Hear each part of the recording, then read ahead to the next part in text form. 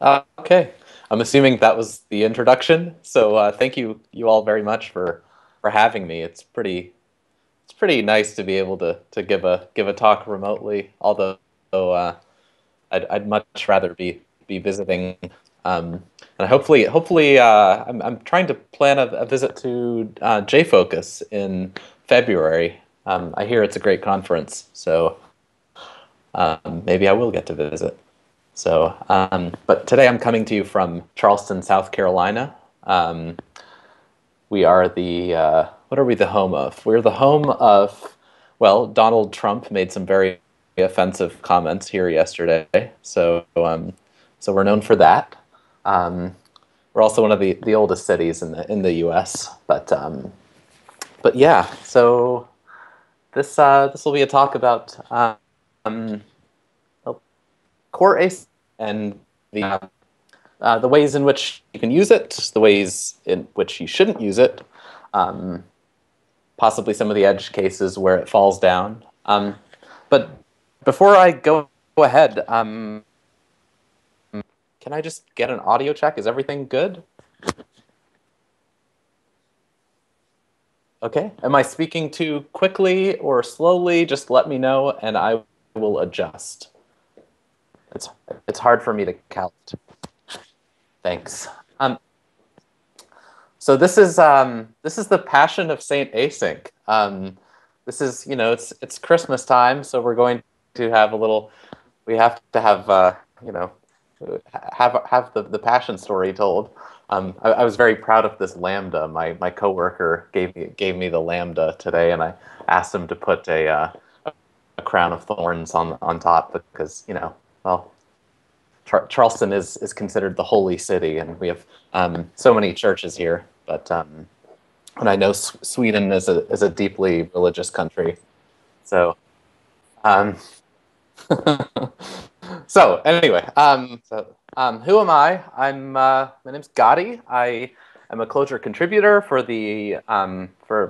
last several years. I'm a pianist. I actually have a degree in piano and conducting, and the picture you see is of our new concert hall in Charleston that was just opened a few months ago. It's a really beautiful hall, and I work for a company called PocketDoc. We do backend health transactions. We are sort of a clearinghouse, and we do a lot of analytics, I guess, on top of the of healthcare transactions. We are actually not a closure shop, which is kind of sad. So I'm going to sneak in some closure into the company very soon. But I just came from a very large closure shop recently. So um, what else? So I worked on the core async library. I was on the original team that delivered the library. It has a kind of a funny story how it started, but maybe I can share how that happened. Other stuff I've worked on recently. I released a library called PMAX, which is a parser generator. I could it's a little interesting. It's a peg parser, and it has a virtual machine on the inside. The It uses Clojure to make a compiler to make bytecode, and then there's a Java-based interpreter that interprets the parser. So the cool thing about it is you can do a full JSON parser in about 90 lines of code that completely replaces like Cheshire plus Jackson. It's not as fast as those things, but it's 90 lines of code. So I'm pretty happy with that. I also spent about 6 months working on the range implementation in Clojure 1.7. I can't believe I spent 6 months of my life working on a basically counting. It seems such a stupid problem to spend that much time on, but I think we're pretty happy with the results for that. Current project I'm working on is adding invoke dynamic to the Clojure compiler. I know the current release 1.8, which should be coming out real soon, features a compiler change called direct linking, which enables sort of more static runtime. I'm not too happy with that. I don't. I think the benefits could be much greater with Invoke Dynamic. So I'm going to. I've been working on it for a while, but of course you I have to backport all the patches, forward port all the patches to the current state. And as part of 0.7, I released a SQL library called Squee because everybody needs another SQL library. But this one's based on reducibles, so it's much more efficient than the lazyseq, which is used by java.jdbc. So that's a little background on who I am. So today we're going to talk about core async. There's the current release of the library. It just received a minor version bump with a couple new features, mostly a few bug fixes, and they've added poll and offer. Now, what was I going to say? Yeah, a lot of people were asking, like, hey, when's core async going to receive an update? Because people get nervous when a library hasn't received an update in a few days, and you get worried that it's not maintained, and it's going to fall into disrepair. So that's probably more of the reason for the release than actual features. So I do want this presentation to be a little bit interactive. I don't want to just talk at you guys. Feel free to interrupt and ask questions. I might present some controversial opinions, and I'm certainly not, an authority on concurrency. So so please feel free to chime in. Okay. So in case you're not familiar with the library, I'm going to give a very brief overview on the library. I'm assuming a lot of people are familiar, but in case you're not, here's the rationale. And so if you see the call chain right here with this threading macro, this is how people put systems together. They have some input. It goes through a pipeline of things. I've seen systems where this pipeline has 25 functions in it, and each function might have its own pipeline. And the problem with these call chains is that they're all entangled. When you have A calling B, calling C, and so on, you can't really, you can't do things like stopping the call chain early. You can't start in the middle.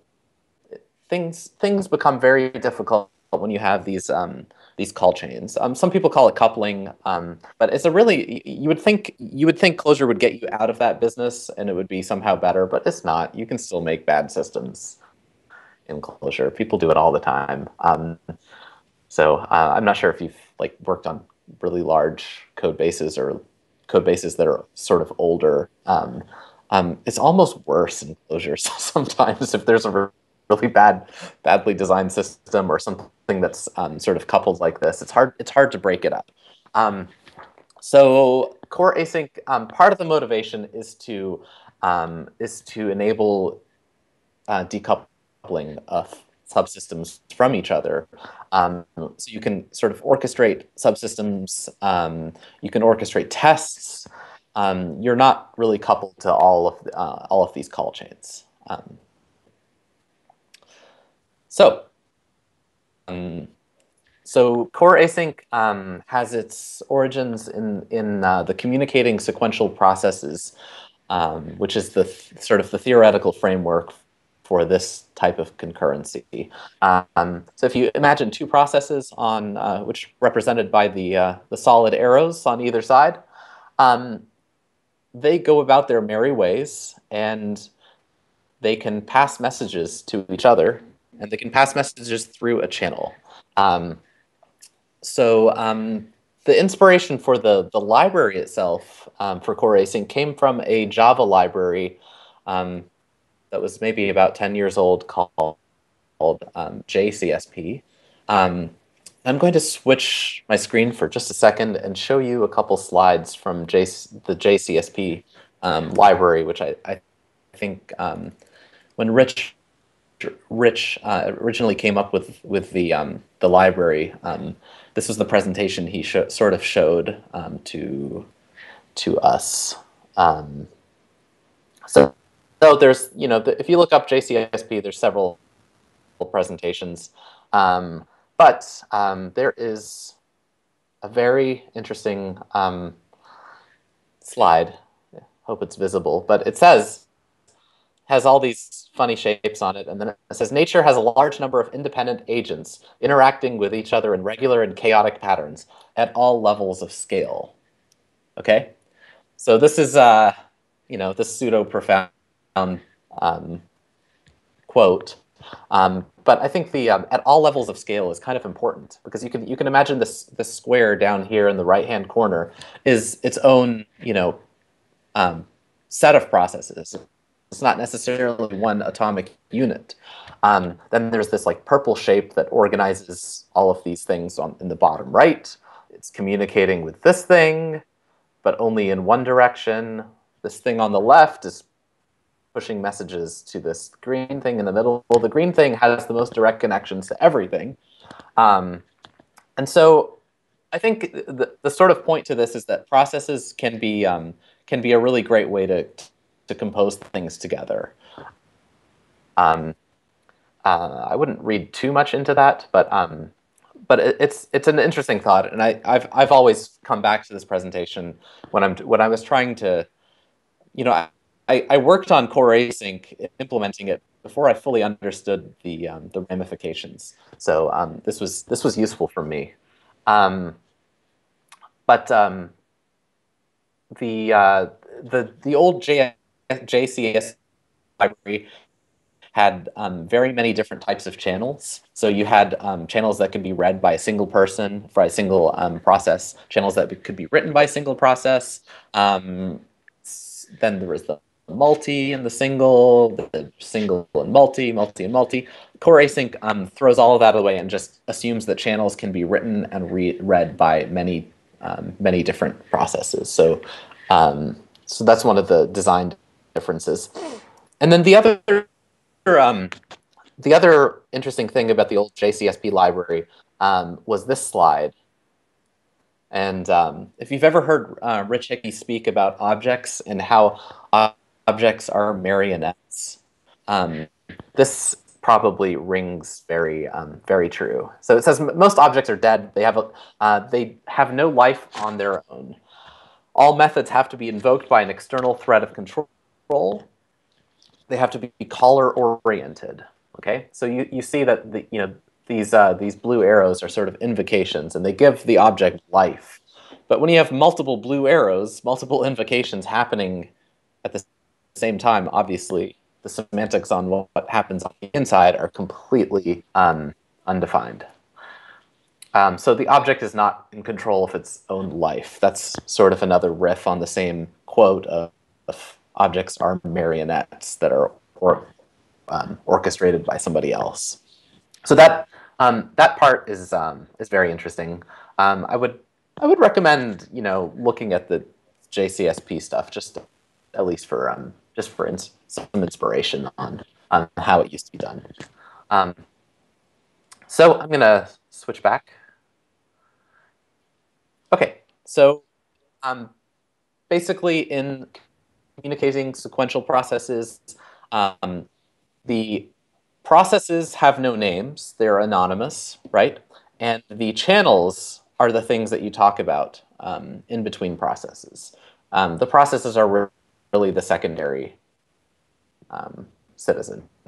In actor model, it's the opposite. It's the processes that are the primary idea, and the mechanism that communicates between the processes is completely anonymous. So it's sort of the opposite. The fundamental operation in CSP is rendezvous. It's synchronization. So if you if two processes are using a channel, one process is putting into a channel and another one is taking from the channel. When the first process puts into the channel, it blocks until the other process rendezvous on that same channel, pulls the message out, and that thus allows the first process to proceed. So it is fundamentally, the library is called core.async, but the fundamental idea of CSP is synchronization itself. It is not about asynchrony. Synchronization can be, you can play with it by introducing buffers. Buffers allow the channels to have a certain amount of asynchrony. Whereas, so if two processes had a buffer channel in between them, the producing process can proceed until it fills up the buffer before blocking. So it's just a sort of a degree of freedom. But an important thing to realize is that if you design a concurrent system and it has no it has no buffered channels, all the channels are unbuffered, you can't just add buffering to the channels and assume that everything's going to be all right. The algorithm might be broken in the face of adding buffers. So just be aware of that. So the fundamental operations, just to be very clear about them, there are three. So there is putting into a channel, there's taking from the channel, and then there's this operation called alts, which we'll talk about in a moment. But depending on where you're calling these operations from, they have different semantics. So there are heavyweight threads. That's on the left-hand side. If you do these operations in a heavyweight thread, you're going to block the entire thread. If in the middle, we have parking, and this is what we term the operation when you're inside a go block. So parking is relinquishing control of the thread. You're not actually blocking a real heavyweight thread. The core async library handles relinquishing control of the thread for you. And so those you can see have the single exclamation point. And then there's an alternate mode, which is the asynchronous versions. And these can be called from either a thread or a go block. It doesn't matter. But what happens is that when you call put spelled out, it will try to put it into the channel and proceed and not block anything. So it'll basically, channels internally have a lock. So it'll lock the channel, put the message inside, unlock the channel, and keep going. It won't wait for a callback. It won't do anything with the thread. You're basically saying, I don't care about whether that operation succeeded immediately. Okay. So just to illustrate, if you're going to this example is distinctly American because we're so militarized over here. So if we're going to launch some rockets, and the input to this function is the targets, and targets is a channel. Basically, these two things will launch rockets asynchronously. So the only difference is the go versus the thread. There's no other difference between the two. Everybody with me so far?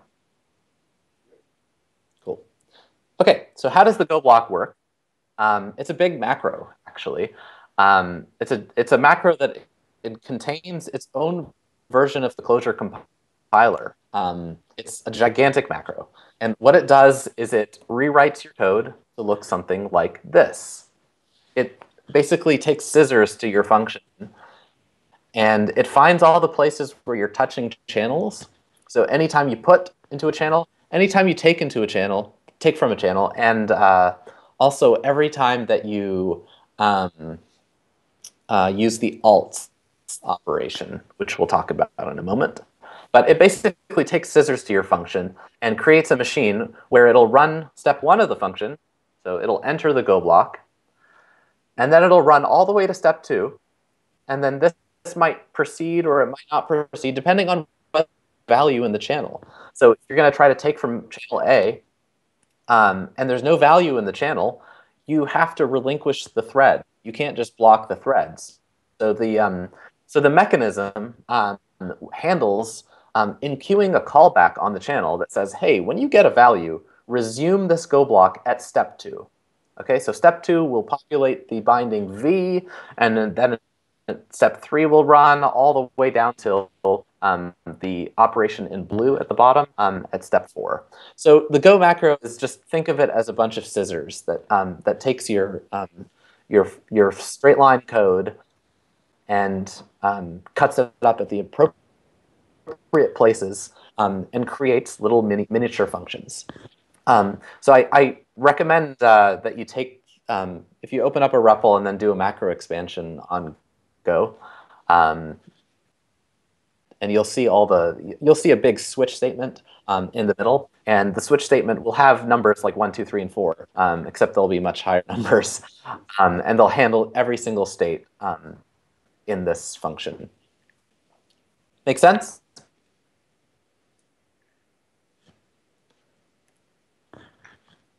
Okay, so the other fundamental operation is alt.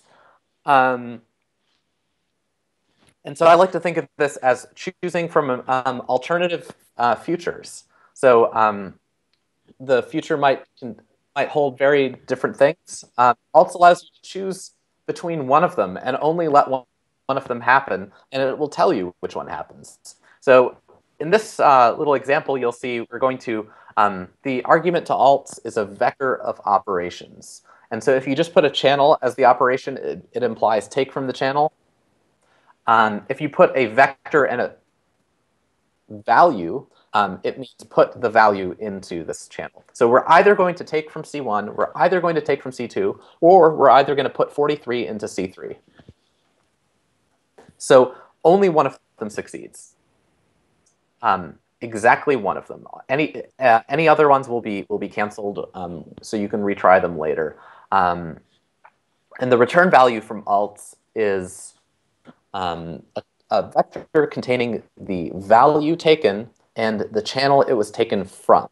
Now, if you put into the channel, it's the value will be nil, so you can just discard that.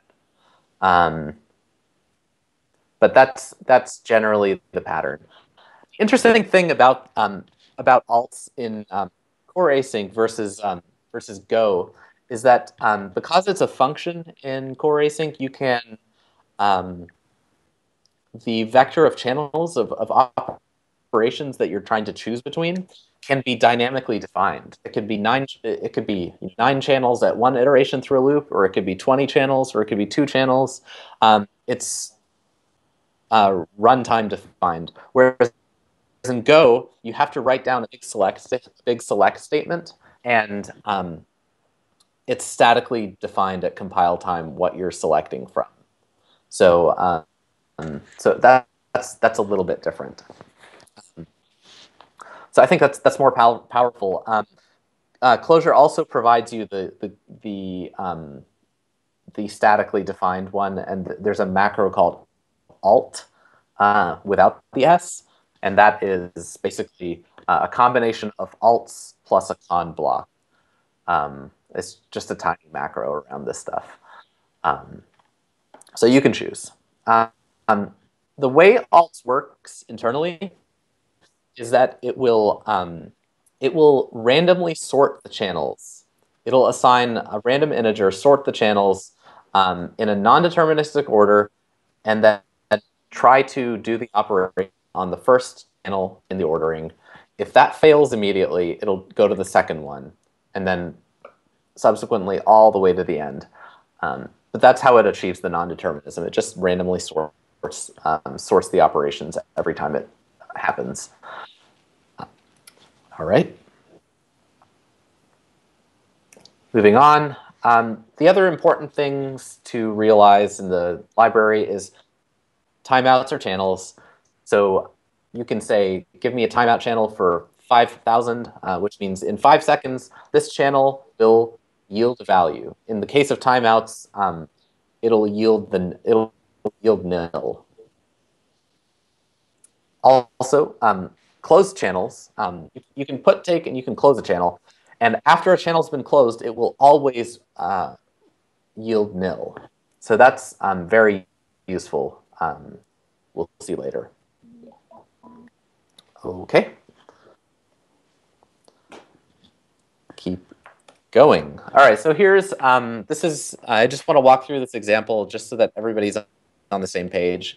This is sort of the classic example for core async. So this is a fake Google search. Okay, so we're going to require a bunch of things at the top. This fake search is going to be given a keyword that's the kind of search that it is, and it's going to return a function that takes a channel as output and a query as input. Okay? So just skip over the Go block for now, but you can see that we're going to create 6 of these fake searches. And each one of them is going to be a function of an output channel. Where do you put your result? And the query that you're inputting, that you're asking. All right, now we'll switch back to the Go block. And the Go block is just going to simulate doing some fake work by sleeping for a random amount of time between 0 and 100 milliseconds. So it's going to create a timeout channel and immediately retrieve a value from it, which is the take operation. But it's going to be nil. It's going to just discard that value to simulate the work, and then it's going to just respond on the output channel with a vector with the original search type and current query that you're asking for. One last thing, it's important to realize that Go blocks themselves return a channel. So the result value of calling Go is itself a channel that will receive the return value of the entire block inside the Go. So what that means is that it's basically like a do block. Whatever is at the end of a do block is going to be put into the channel that is returned by Go. We good so far? We can move on? All right. So here's where everything is orchestrated together. So we have a function at the top called fastest. It's going to receive a query term and then a bunch of replicas. And remember, these replicas are from the previous slide. It's a function of an output channel and a query, C and query. That's right here. Oh, my screens are reversed. Okay. No, I don't have a pointer. All right. So it's going to take the output channel and the query, and you can see the doSeek just going to, for every replica, it's just going to say, call the replica on the output channel and the query, and it's going to return the output channel. So let's make this less abstract. If we try to search on 2 different servers, we're going to ask both servers, please put your query answer on this output channel to pass the same output channel to both of those servers. One of the weird things in Clojure being dynamically typed is that a lot of people will put a suffix at the end of their binding to indicate the type of something. You know, if you look at Rich Hickey's code, it's all like it's almost like the Stockholm users group. There's no vowels in the word. It's like the shortest word ever. But a lot of people will put like -ch to represent a channel, or -c for out channel. In this case, this channel is the output channel. It's going to be passed to 2 different servers and said, you just put your results in this channel. Okay, so that's the fastest.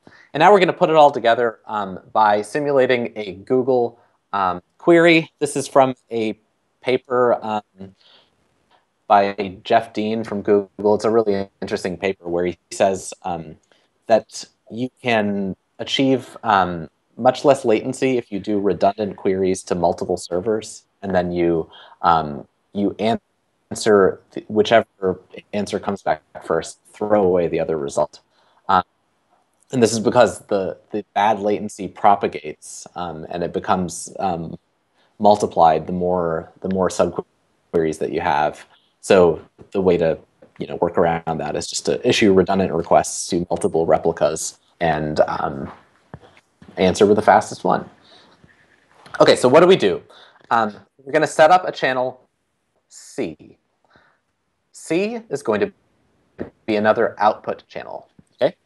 Then we're going to set up a timeout. We're going to say this entire thing is going to respond in 80 milliseconds or less.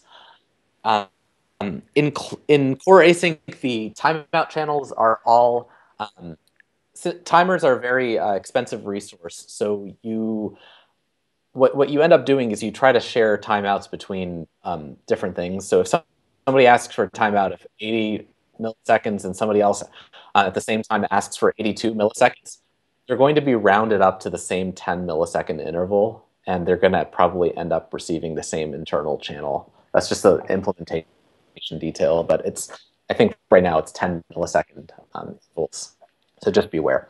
So the next thing is a common pattern. You're just going to launch off 4 Go blocks. This Google query is basically instantaneous because all work inside the body is 4 Go blocks, and Go blocks happen in the background. It's basically the cost of putting it in the thread pool. So this entire function is instantaneous, but the work that's launched by the function, that's not instantaneous. So you can see the first 3 things, all they do is say, between these 2 replicas, web 1 or web 2, or image 1 and image 2, or video 1 or video 2, issue the query to both of them and give me back the fastest one. Take the result from the fastest one and put it on this shared channel C. So everybody's results are going to be aggregated into the channel C. Finally, the last, the larger Go block at the bottom is just going to, all it's going to do is going to loop through, and it's trying to collect the results from, it's going to collect the results from the channel. And the way it does that is the operation at the very bottom is the alt. It's kind of hard to, wish I could point at this. But anyway, so the alt basically says it's going to try to take from the channel or take from the timeout, either the result channel or the timeout channel, and whatever value you get back.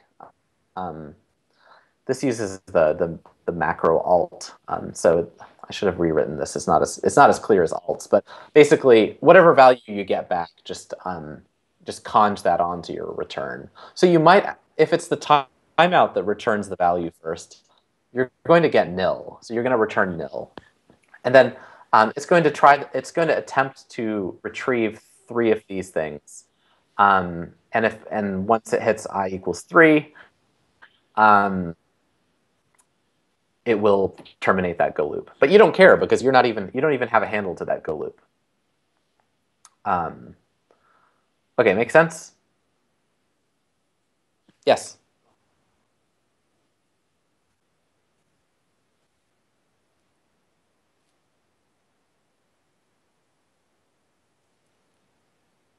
Yes, sorry. I misspoke there. I thought there was a C at the end, but no, you're absolutely right. Let me re-clarify. The return value from Google is the return value of the body of that final Go block. Thank you for that. It's an important correction. Okay, so if you run this Google query multiple times, sometimes you're going to get a result from web, image, and video. Sometimes you'll get a result from web and image and not from video. And sometimes you'll get no results because they'll all take nearly, if you look back here, they might take close to 100 milliseconds, and that's longer than the timeout of 80, which is across all of the operations. So this is like non-deterministic, but it illustrates a lot of sophisticated points about how to put this stuff together. So you can issue a global timeout. Notice that the subqueries that say there's a little bit of an echo. The subqueries that retrieve from the replicas, they know nothing about the timeout. The timeout is completely outside of them. Only the process that is organizing all the subqueries, that's the only thing that's aware of the timeout. So that's a nice little feature. Another sort of pattern that you begin to see is that it's good to provide the channel as an argument to the subprocess and not create the channel within the subprocess. Sort of like the lesson from dependency injection is that provide the things that you'll need as an argument. So this will help a lot with testing. Don't just create the channel inside the Go block. But then you also see some other stuff like that final Go loop at the bottom that loops through 3 times. It's very imperative, right? That doesn't look functional at all. There's loop and recur, but it's kind of gross, and you could see yourself kind of making some errors. It's just not very expressive. So that's sort of a theme I want to highlight throughout this, is that core async, it makes really hard things possible. Alt is a very difficult operation to do by yourself, but processes are really hard to deal with. This stuff is tricky. So I know this is not very profound, but just beware that you can easily get yourself into a lot of trouble with these imperative Go loops. Okay, moving on. Everybody okay?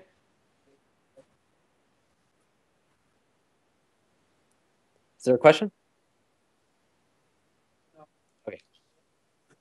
All right. So here's another example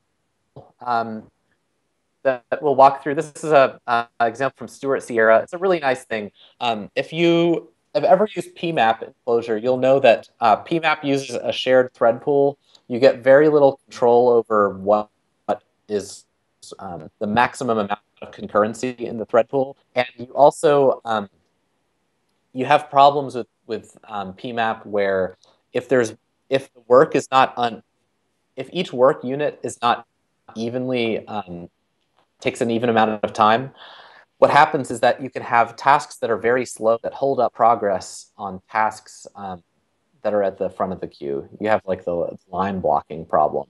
So PMAP is convenient, but it can suck in a lot of cases. So Stuart Sierra wrote this PMAX, which gives you a little bit more control. This is kind of interesting. So there are 4 arguments to the function. The first one is the maximum amount of concurrency. How many of these in-flight tasks that you want running at a particular time, not to exceed the max. F is the in-flight task. Since we're in a dynamic language, there's no signatures, but F is a signature. It takes an input and it gives you back a channel. That's the only requirement to this stuff. Your task must tell you when it's finished through the use of channel. So the channel is the fundamental abstraction that ties everything together. And input and output are also channels. Okay, so this one is a little trickier. So I'm going to take it through sort of line by line.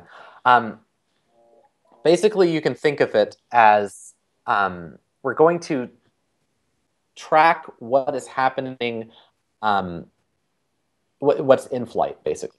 So we're going to track that all the channels that we could possibly do an alt operation from. And so the set of things that you can alt on is going to be all the in-flight tasks plus possibly the input channel that you're reading from.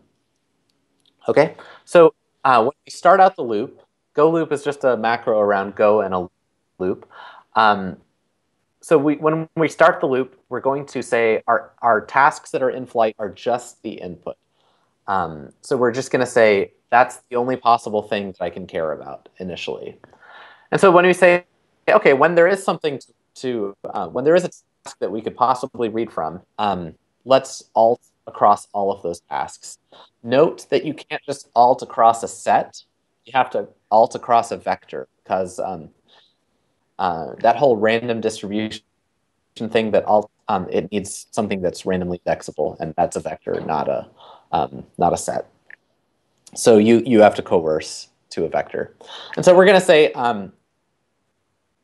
alt across all my tasks, and it's going to return you a value and the task that value came from. If the task happened to be the input task, we're going to do some certain things.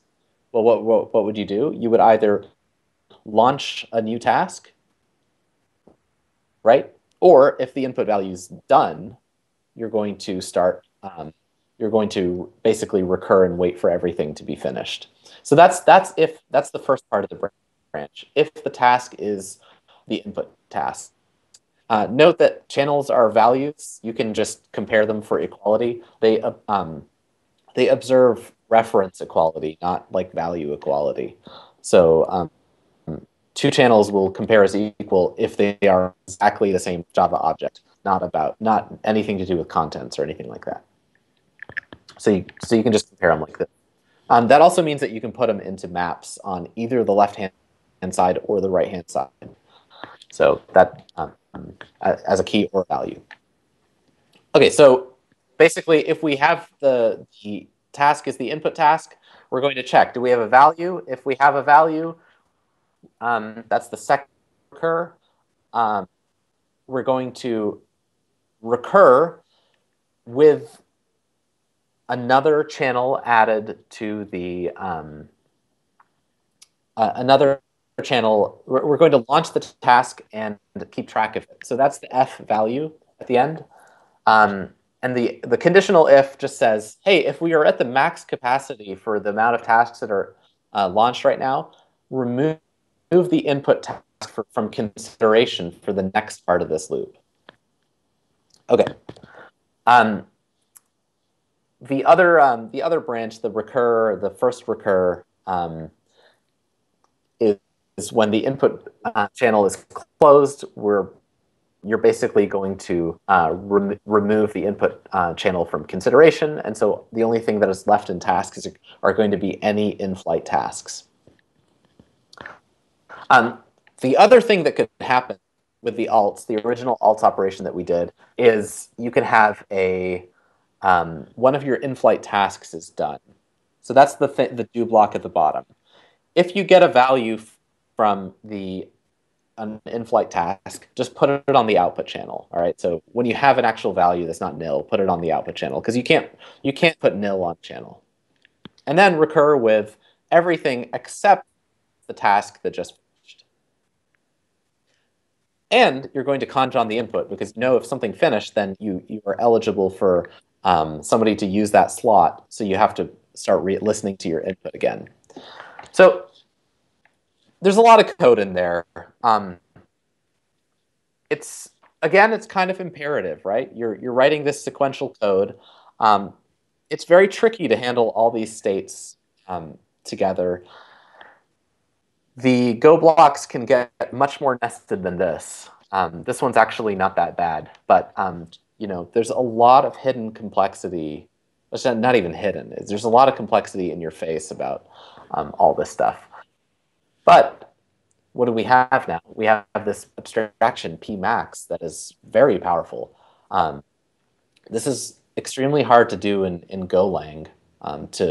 Because it's hard to have these functional programming in Golang, but this whole idea of a concurrency pattern that is available for use as a library and not as just this bespoke thing that you have to re-implement every single time. That's actually a lot of leverage right there. So that PMAX pattern has sort of been taken into core async itself with these things called pipelines. There's 3 new functions in a recent release of core async: pipeline blocking, and pipeline async. And they all differ in the type of task that's launched, whether it's going to block a thread or whether it's something that returns a channel. I encourage you to look at those, because that's essentially the PMAX pattern that's been now integrated into the core async library. So it's like, go back to the passion of Saint Async. It's like Rich implemented all this stuff. He did it once. He died for your sins. Hopefully he got it right. Maybe we'll find out. But now it's in a library, so there's a lot of leverage in there. Okay, we're gonna go on to some lessons here, but before we reach into this, maybe we can pause and take some questions. And there's going to be a lot more opportunity for some questions from now on.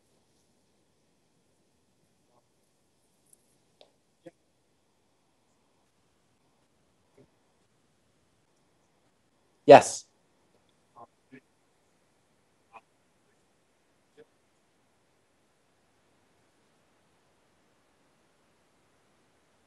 Okay, great question. So let's take a look. So in the PMAX, the nice thing about this, I didn't mention this at all, is that the amount of threads that are generated is entirely dependent on what the function that you pass in, the f argument, what that does. If f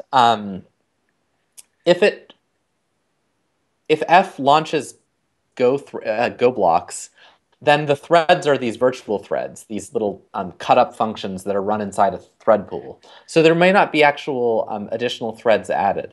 If the f function launches a real heavyweight thread and returns the channel from that thread, when I say thread, I mean core async / thread, the actual function thread in core async, which works just like Go in that it returns the channel representing the body, like a do block. It returns its result value on a channel, except thread is a real Java thread. So in that case, it would be as many threads as the f launches. The Go loop itself that runs this PMAX, it's not going to generate any additional threads except for the ones that are already part of the core async library. So those threads are, it's a thread pool that's started by the library, and it basically, you can think of all these little cut up functions as being multiplexed on top of the thread pool. So a little piece of the Go loop will run, and then when it's ready to proceed, another part of it will wake up and run on some other, maybe the same or maybe some other thread in the same thread pool. So the answer to your question is it all depends on what your f does.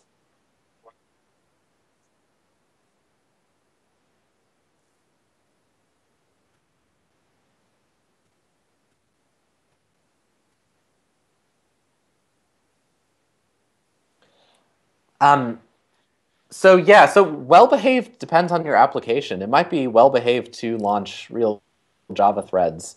The thread pool that runs threads and the thread pool that runs Go blocks are actually different pools. And the one that runs this is a real sore spot in core async.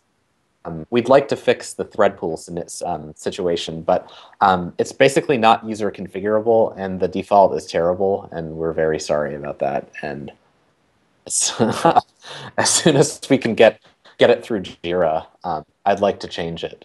But so yeah, it might be totally correct to launch real new threads. One thing that's very important to realize about Go blocks is that when they're parked, they don't actually exist in the thread pool at all. When they're parked, and what I mean by parked is when they're in between the cut up sections. You know, when the next cut up section of the Go block can't run, it has to park. So what happens is that the function to run the next cut up section is attached to the channel that it's waiting on, and it basically becomes a callback. And so when the channel that it's waiting on is able to proceed, it pops off the callback and throws it back into the thread pool. So if you have 2 million Go blocks and they're all waiting on the same channel, there is exactly 0 things running in the thread pool. It's only when you put something into the channel that the Go blocks will be thrown back into the pool. It's actually the channel itself that throws the Go blocks into the pool. Does that clarify a little bit? Yeah. Sweet. Any other questions?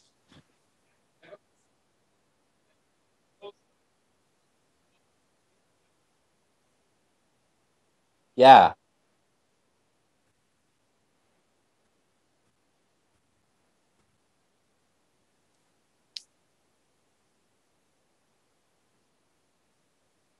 Yeah, I've talked to Ron Pressler a bit. He's a genius. I gotta say, he's doing some incredible things. He's a really interesting guy, but the approaches that they take in Pulsar, I think, are a little bit different. They do bytecode instrumentation, as I understand. It's not a macro-based approach. Yes. Um, so the limitations of this the macro approach is that um, the Go macro can only take scissors to what it can see. It doesn't cross function boundaries. If I call, you see in the middle of this thing we call conj and we call dist, it doesn't actually walk through and look at the implementations of anything that's not in lexical scope. So that's a big limitation, I think, in the macro-based approach. The bytecode-based approach, where it compiles the bytecode, and I think I can't remember if it's Pulsar or Quasar, so I don't want to speak to something I don't really understand, but they do bytecode instrumentation. So they're able to traverse all the classes and figure out exactly where the best place to put the scissors is. And I believe they throw an exception and catch that exception to indicate when to suspend, but I could be completely wrong. But what they've had for a little while was an interoperability layer where they implement the same protocols that channels implement. So I think it's a very interesting approach. I don't think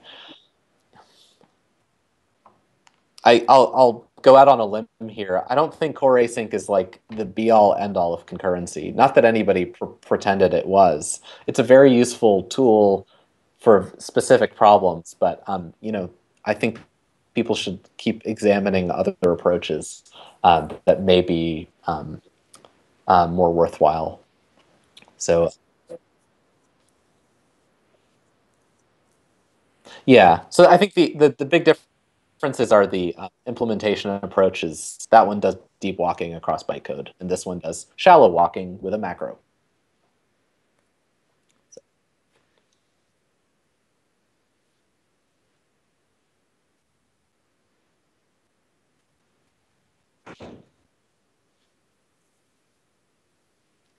interesting.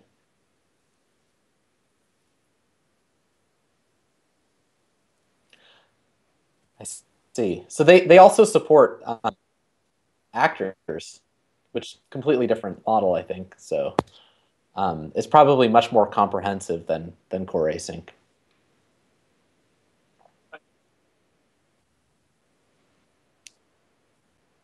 Mm-hmm.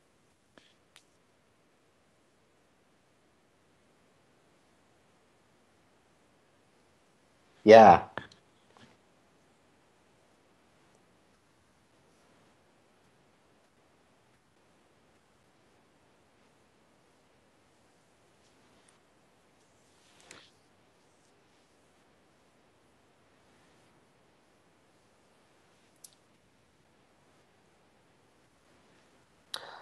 How do you, was the last thing to kill it?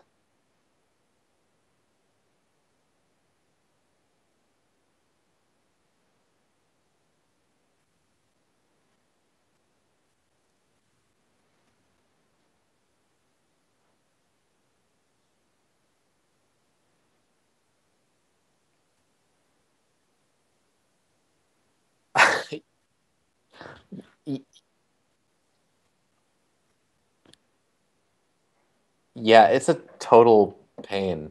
Um, I don't have very many answers about this, except um, the obvious things like keep the surface area of what you're doing very focused.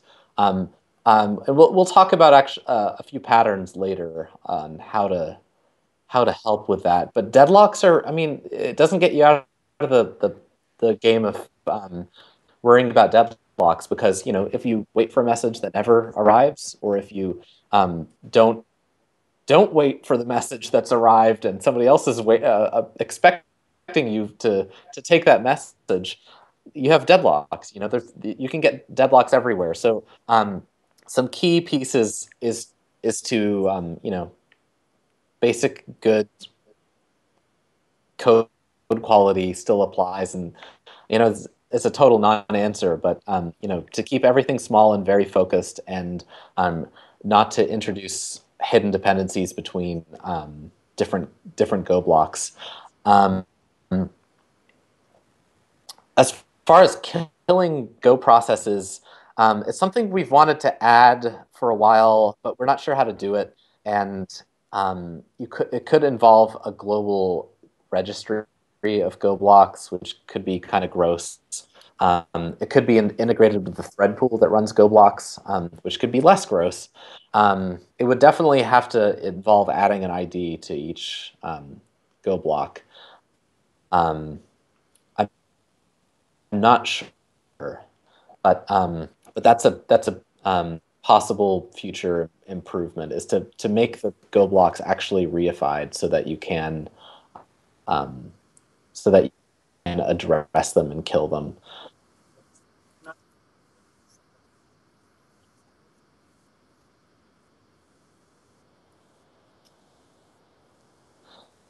Um, it's possible. So all the channels have locks, and everything has to interplay with the locks and be correct like that.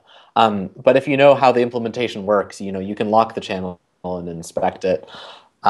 Rich has said several times that he'd like to add monitoring to the channels, and I've tried to talk to him about it, but he's a difficult guy to get in touch with. So I don't know. I think he has some ideas, but um, in general, since these are concurrent objects, um, getting a stable in terms of closure value semantics, stable.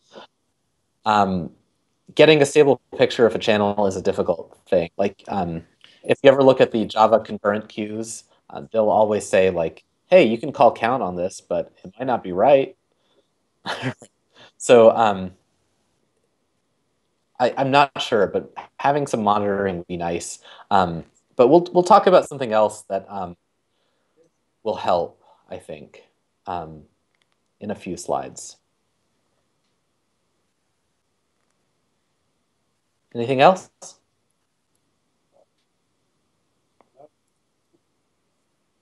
All right, some lessons. Obviously, concurrency is hard, right? Duh.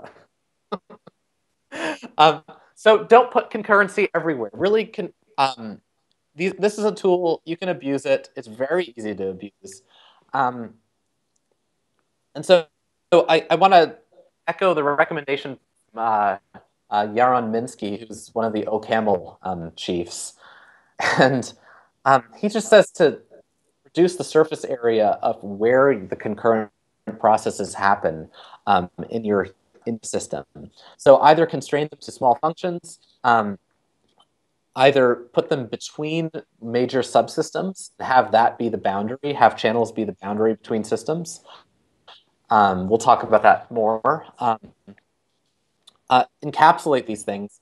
Don't let processes reach into the details of other processes by inspecting their channels or grabbing hold of channels that are internal to other processes. It seems like obvious advice, but providing arguments is sometimes a necessity when you're designing processes, and just the encapsulation and good choices there can sometimes be thrown out. So so this means partly the whole dependency injection idea is really important, that not to create your channels internally to a process and then provide them to an external thing. Instead, create your channels externally. Think of your job as an orchestrator between different parts of the system, and provide the channel arguments to each individual subsystem. This helps a lot in a testing context. If you provide the channel as an argument to a subsystem that you're trying to test, the subsystem doesn't know what's on the other side of the channel. It doesn't care who the producer of the values that happen to arrive on the channel are. In fact, it shouldn't care. So whether it's a seek that gets fed into the channel, whether it's test data, whether it's real live data that comes in off the network, your subsystem shouldn't care, and it should be given the channel that it's reading from as an argument, generally speaking. Make sense?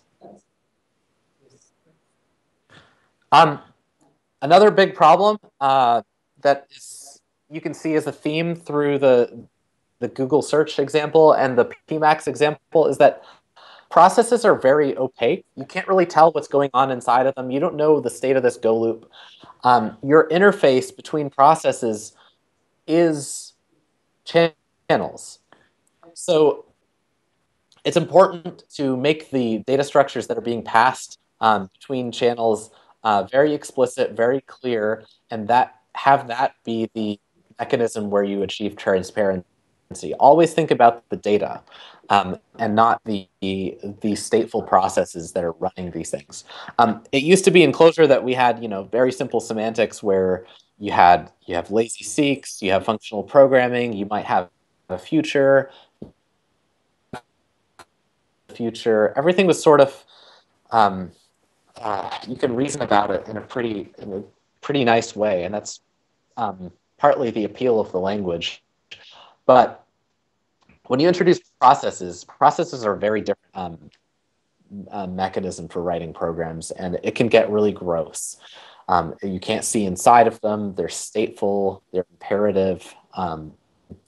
So I still think this is a really important open research point. Not research as in like academic research, but somebody should come along and make a library that can orchestrate things, subsystems together, completely driven by data, and provide benefits like transparency, where you can introspect into what's going on, sort of like a meta process where subsystems are described by their inputs and their outputs. Maybe like a DAG, maybe not like a DAG, I don't know. But it's important to be able to drive these systems through data directly and not through launching off these Go loops, which are, there's some complexities. So I'm not going to sort of beat around the bush. So I think anybody who uses core.async in a large system will agree that it's hard to get this stuff right, and you get deadlocks, and sometimes the solution is to, in development at least, it's not a problem to restart your JVM if you get some rogue process or an unresponsive process. But this this this stuff is hard, and I wish I can offer better advice. But I'm thinking a lot about these problems, and how would you how would you have a more like closure-y way of doing this stuff? I don't think core async is the final answer, and I think it could be a good library on which to build a better library, but somebody has to think of the right abstraction first. Make sense? I know that's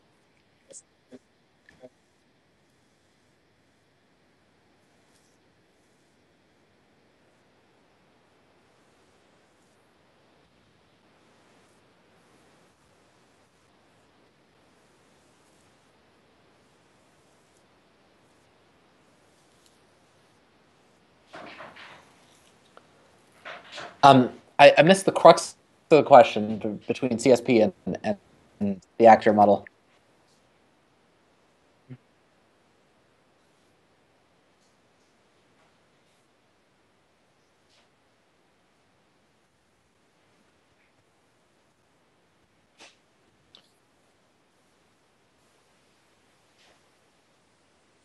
I don't think so. I think the problem is equally um,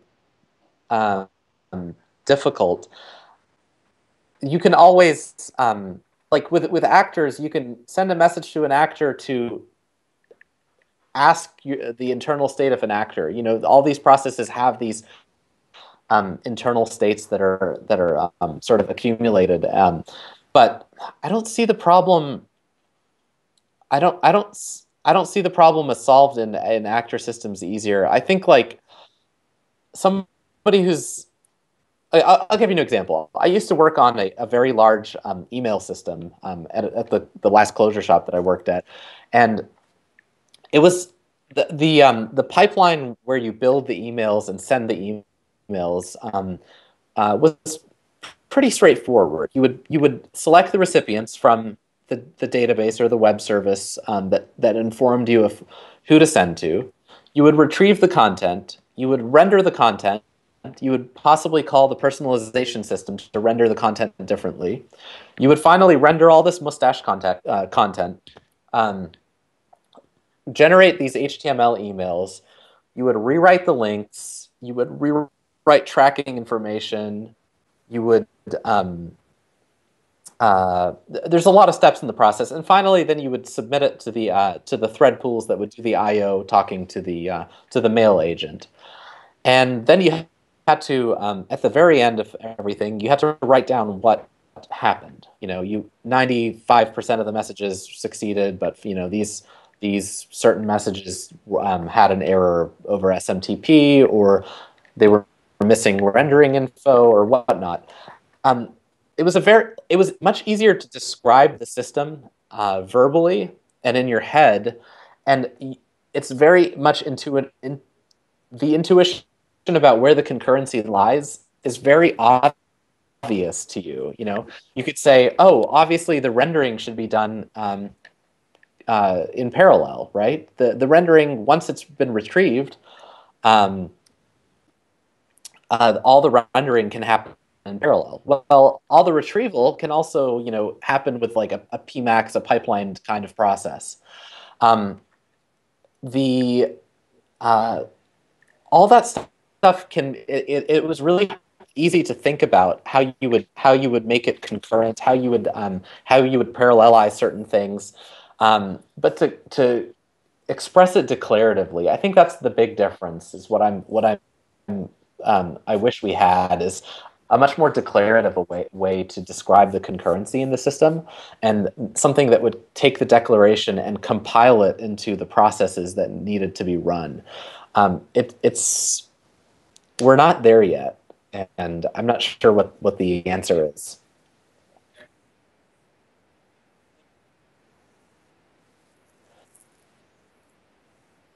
Um,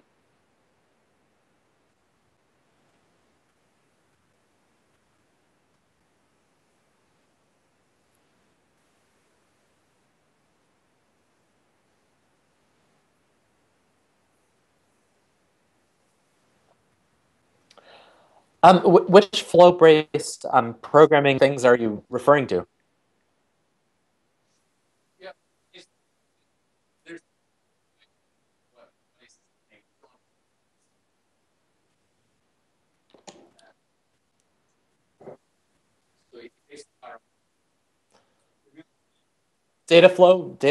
flow based models.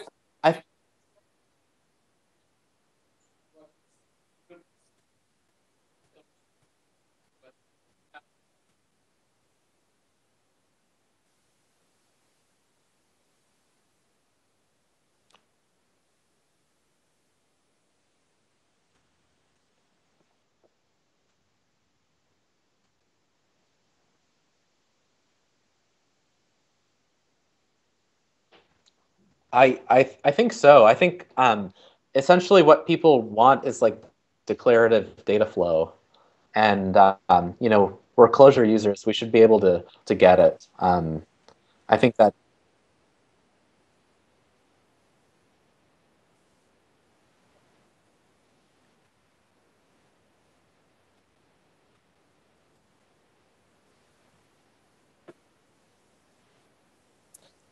I'm going to look that up. So you said J. Paul Morrison.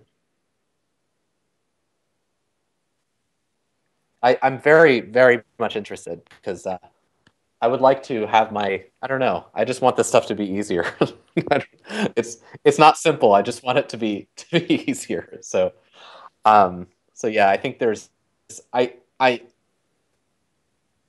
I guess I'm trying to encourage people to design a higher level abstraction that sits on top of core.async or whatever library that implements something that you would love to use in a large scale system, something that can handle all the complexities um, of a real system that needs queues and channels and things like that.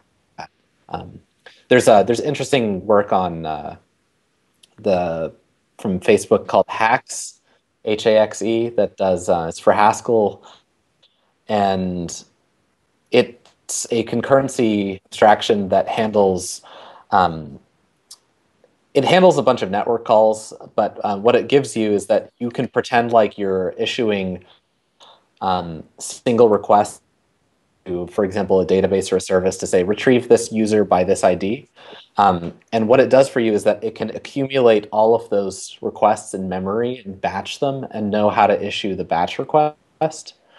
But to your program, you just pretend like you don't deal with batching at all. Um, and it'll handle up the batching for you. It'll also handle concurrency. It'll handle doing caching, all kinds of fancy things. But that's another interesting approach, probably more limited than data flow itself. Um, but I just find it interesting that like if you take a large scale system, it's easier to describe what happens, and it's easier to describe which processes can happen in tandem with each other. Um, we just need a sufficiently smart compiler. Okay, here's the next lesson. Oops. Um, about cancellation. So it's a common pattern for Go processes to provide a channel that will terminate a channel that they can listen to that will terminate the Go process. So so typically, what happens is that the process that launches off a bunch of subprocesses will create a channel called cancel, and it will pass a handle to the cancel channel to every single one of the subprocesses. And when any of the subprocesses receive a value on that cancel channel, they will abort what they're doing. So this is it's a useful way to create a tree of processes. But what I see often is that you have a feedback loop where the subprocess will try to cancel its siblings, and it'll do that by using the channel that it has a handle to, and it might just call cancel on it.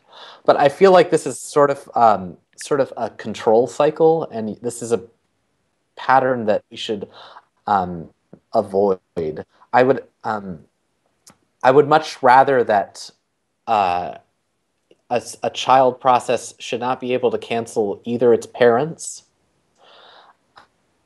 should not be able to directly cancel its parent processes or its siblings.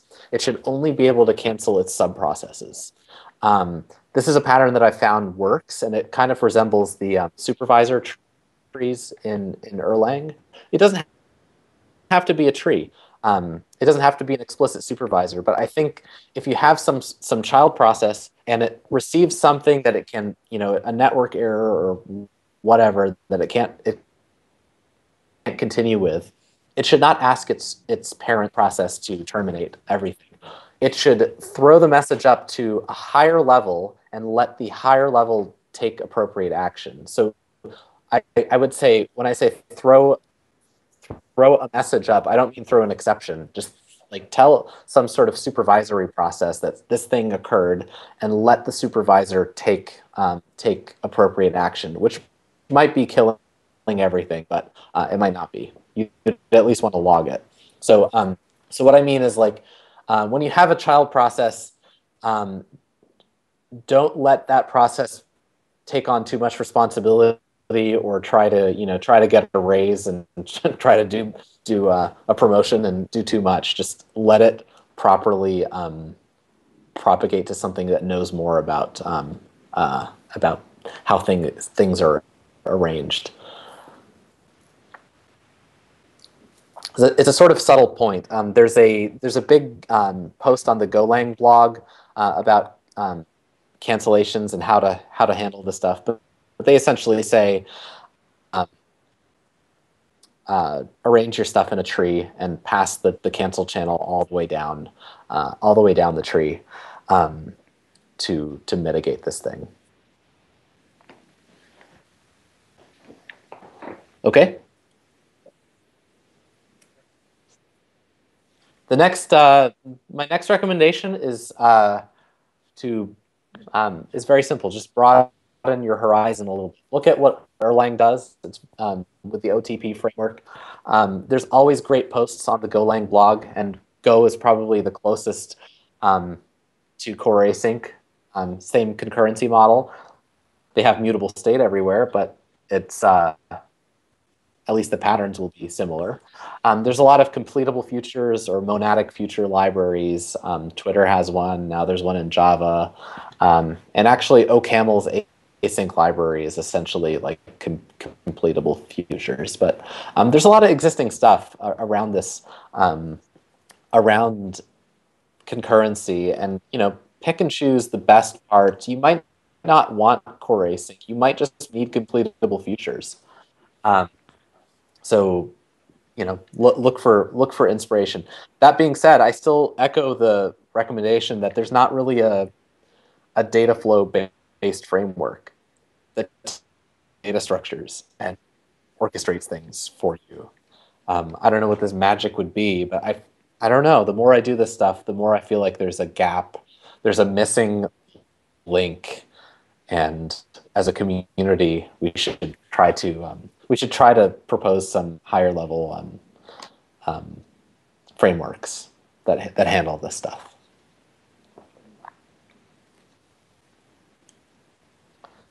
Another common thing that I've seen people run into is in Java land, your method for canceling threads and stopping threads, you're not supposed to stop threads anymore. That's the only Java feature that they've deprecated and de-implemented. But you're supposed to interrupt threads. Now, so what happens is that if talking to NIO or some IO library, and things that are aware of interruption will check whether the thread has been interrupted. And so you'll see, like, I think it's called canceled by interrupt exception in NIO. But that's what happens when you interrupt the thread and something is cognizant of this. That being said, the locks that core async uses around channels are also interruptible. So they can be interrupted, but they don't respect interruption. So let's say you have some process that you want to abort. Let's say you're using a library that uses like some socket IO, but it doesn't respect timeouts. It doesn't have a timeout option. So you need to cancel it. Well, the logical thing would be to get a handle to the thread and call interrupt. Well, if you call interrupt, you might be interrupting the thread in the middle of a socket operation, or you might get unlucky. You probably get unlucky, and you'll interrupt the thread while it's unlocking and locking a channel, and you'll break the channel. The channel can't even recover.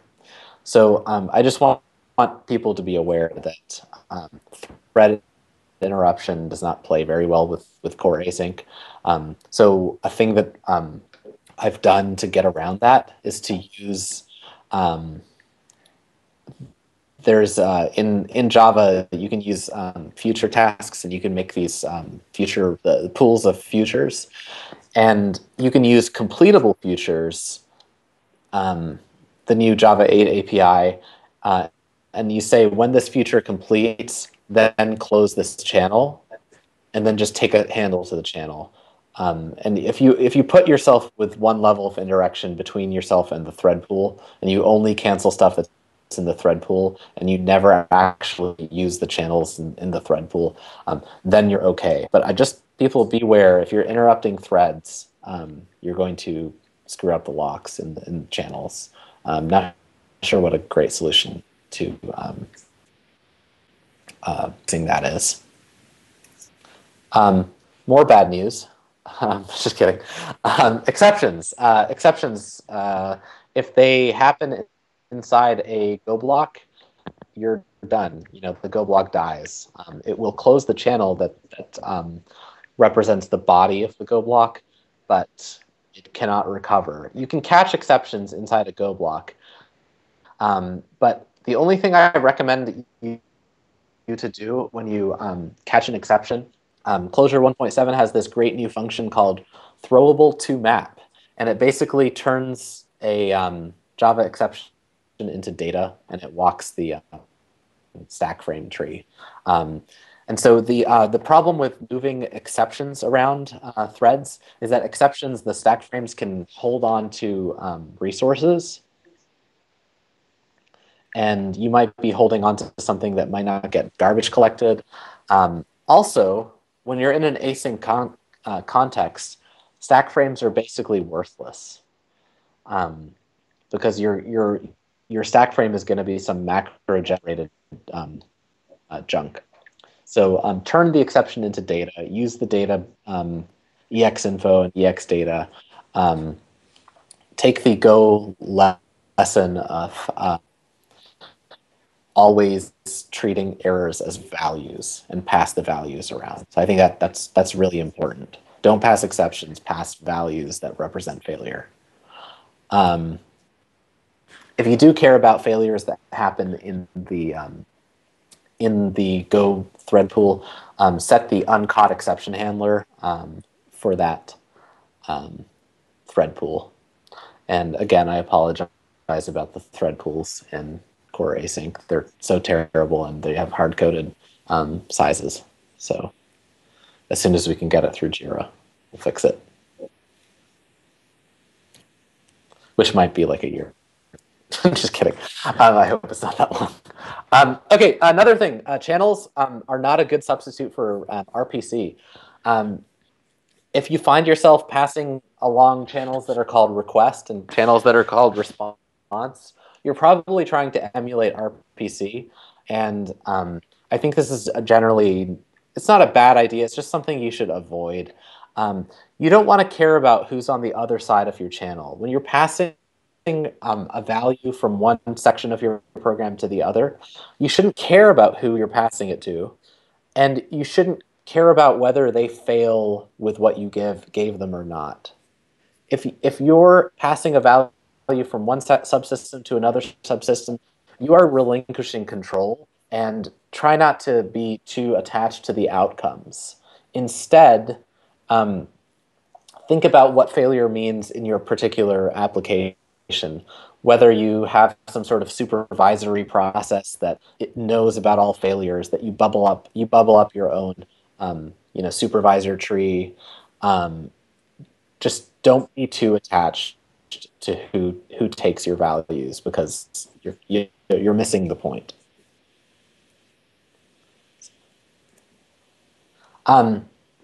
So channels now have the ability to take a transducer.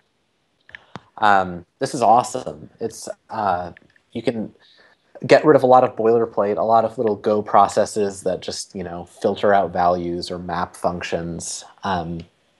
So this is very useful and a good demonstration of how powerful transducers are. I want to just highlight that when you're running a transducer inside a channel, it's executing within the channel's lock. So it'll lock the channel, run the transducer, and then unlock the channel. So don't do side effects. Don't do anything that takes a long time. Never throw an exception. There's a way to catch an exception inside the transducer, but it's just like keep it simple. It's a very powerful feature, but I would just say be careful. You're running inside the channel context.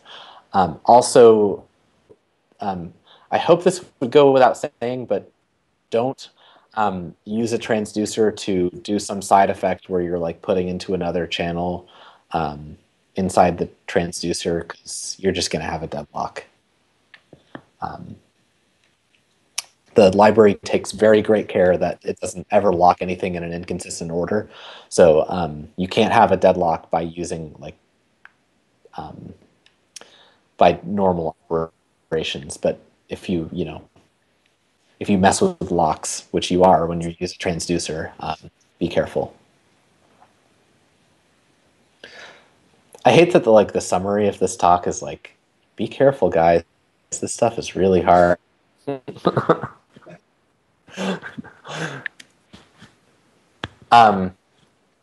Okay, getting near the end, and this is some points from Rich directly. This is about the orchestration aspect, and I've said a lot of these things, but do the dependency injection thing of taking channels as arguments when you start up. Don't create the channels after you've started up and say, here's my internal channels. Okay, so you're not the owner of these channels. You are basically allowing orchestration to happen to your subprocess. Okay, you have to be open to the orchestration. So if you're open to orchestration, then it's a good thing to separate your processes that are just normal processes from your processes that are orchestrators, that are just basically connecting arrows from one side to the other. Okay, so just keep that separate, and I think you can achieve a lot of power, especially during your application runtime and for testing time. So have an explicit wiring process. But like I said, having these explicit wiring processes is kind of imperative. It's kind of yucky. I'm not sure what a great solution is. I'm going to switch out of here for just a moment. I have a couple other notes that I took from Rich last year. I don't know if you could see this, but I'm just going to read a few things. When do we use core.async? Well, when we have some enduring relationship between subsystems. Before we actually had channels, we would pass these mutable objects, okay? And then we had protocols, and you could sort of hide away the details. And sometimes, if you're fancy, right, Java util concurrent queues, but they required threads. So instead, we decouple. This is just a summary. We're going to decouple subsystems using channels in between them. And channels are just like Java util concurrent queues, except they have better semantics. They don't necessarily tie up threads. Think about your stuff about conveyance, as in passing values. rather than doing request response, think of it as a transition, as conveyor belts. Don't just turn your API, don't just use RPC through channels. You know, make things that you pass messages. Use maps. Don't use just vectors, because you can always add to a map. You can't really add to a vector without having to inform other places in your program what happened. And the other thing is about errors. Just try not to care when an error happens, and just inform a higher layer that does care about the error. Inform that layer specifically what happened. Give it an error type. Give it data-bearing data payloads, and let it decide. You might be in a test scenario and the supervisor just expects the error, or doesn't care, or needs to abort everything.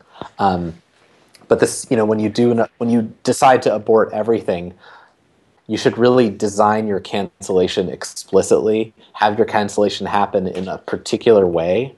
If it's a tree, that's awesome. If it's not a tree, make sure that you cancel in an orderly fashion, and that sub-processes can't just decide, hey, I'm aborting this thing, and be very careful about the way you design the termination process, because you want a little bit of control over that.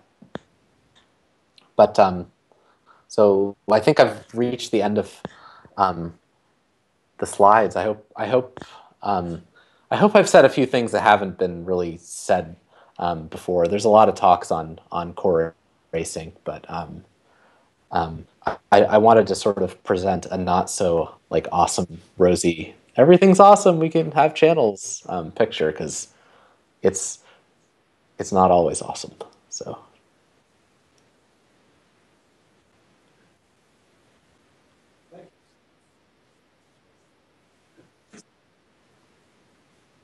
Are there any other questions, or does everybody think core async is awesome, or do people? I've run into people that say, this thing sucks.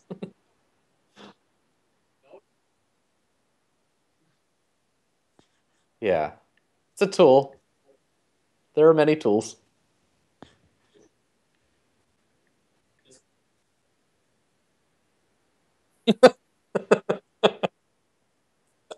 Awesome.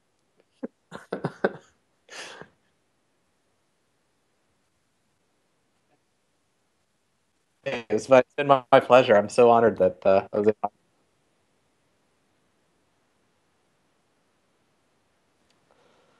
So maybe I'll come visit to JFocus in February. That would be very, very cool. I'm working on adding invoke dynamic to the compiler, so I know there's a little compiler summit at that conference, but that would be a lot of fun.